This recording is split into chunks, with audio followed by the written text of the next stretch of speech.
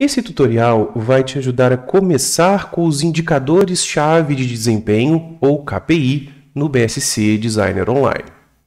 Agora, nós estamos na aba KPIs com alguns dados de amostra. Nós vamos adicionar um novo indicador. E isso é bem fácil. Nós precisamos selecionar o item PI para o novo indicador. Daí, nós clicamos no botão Adicionar na barra de ferramentas. Nós podemos mover esse item dentro do scorecard. Então, dependendo da sua posição, ele pode se tornar uma meta, se nós movermos para cima, ou até mesmo ele pode se tornar uma perspectiva.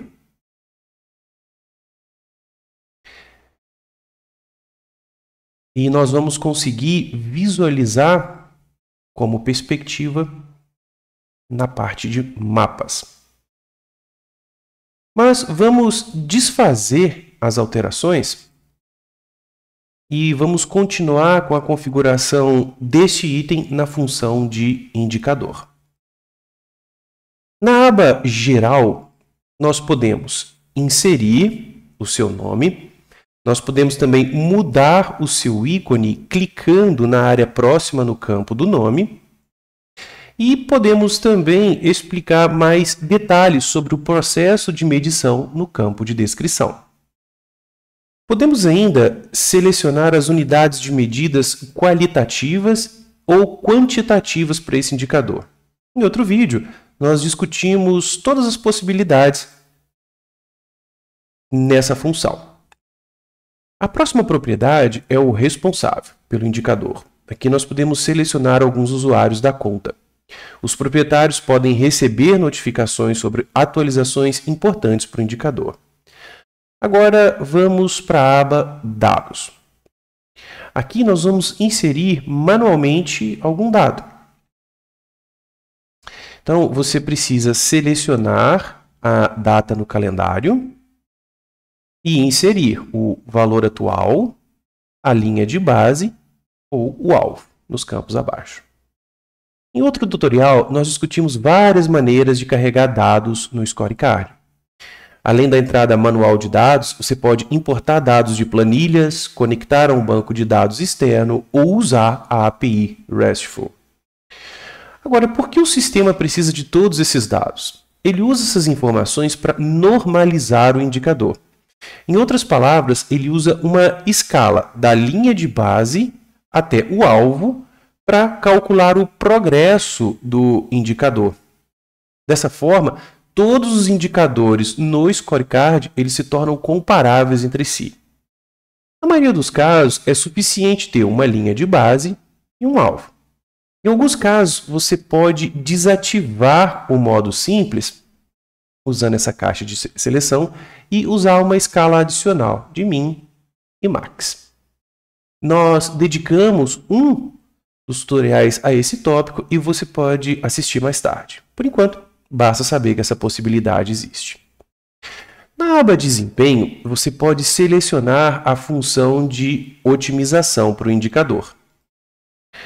Pode haver indicadores em que o maior valor significa maior desempenho, como, por exemplo, o indicador de satisfação do cliente. Então, nesse caso, a função de otimização vai ser a de maximização. Agora, alguns outros indicadores, como por exemplo o tempo de resposta, eles vão aumentar o seu desempenho quando o valor diminuir. Nesse caso, a função de otimização é a de minimização. Além disso, a função de otimização ela define as cores de semáforo que são mostradas no indicador. No momento, esse indicador tem uma cor verde de semáforo porque o seu desempenho é alto. Agora, para personalizar os semáforos, você tem duas opções. Uma forma recomendada é selecionar uma função de otimização de acordo com as suas necessidades ou até mesmo introduzir sua própria fórmula. Outra possibilidade é usar o menu Ferramentas e selecionar o comando Configurações de semáforo. Com a propriedade de peso, você pode informar ao sistema sobre a importância desse indicador em comparação com outros indicadores alinhados com o mesmo objetivo. O peso vai afetar a maneira como o desempenho total da meta é calculado. Em um dos tutoriais, nós falamos sobre como calcular scorecards e como o sistema usa o peso para os cálculos. Na aba Contexto, você pode alterar o tipo do indicador. Pode ser um indicador de tendência ou de resultado, dependendo se está alinhado com fatores de sucesso ou resultados esperados. O tipo de indicador define a forma como esse indicador impacta no desempenho de seu item PI. É um tópico interessante e nós dedicamos a ele um tutorial separado. Os controles adicionais na aba de contexto, eles permitem ajustar o aspecto visual de um indicador no mapa. Por exemplo, as configurações de glifo, elas definem os ícones que aparecem ao lado do indicador no mapa. Nós podemos ver esses ícones acessando a aba Mapas, e esses são os ícones configuráveis através da opção de glifo. Temos também a opção Tema Estratégico, que define o tema estratégico ao qual esse item pertence. Com essas propriedades, nós fizemos uma configuração básica de um indicador. E se você precisar adicionar detalhes relacionados à ação para o indicador? Você pode clicar no botão Iniciativas e adicionar mais detalhes lá. Agora, vamos clicar no botão Editor de Valores para ver como o sistema pode nos ajudar a organizar os dados. Aqui nós temos 3 propriedades adicionais. Nós temos o tipo do intervalo de atualização, que define as regras que o indicador deve seguir quando novos dados são inseridos. Nós temos herança de valores, que define quais valores devem ser mostrados para os períodos em que não há dados especificamente inseridos. E nós temos agrupamento de dados, que mostra como os valores agregados por indicador devem ser calculados. Em outros tutoriais, você vai encontrar uma explicação detalhada sobre como usar essas configurações. Por fim, é bom mencionar que todas as mudanças que fizemos em um indicador foram refletidas na tabela de KPIs.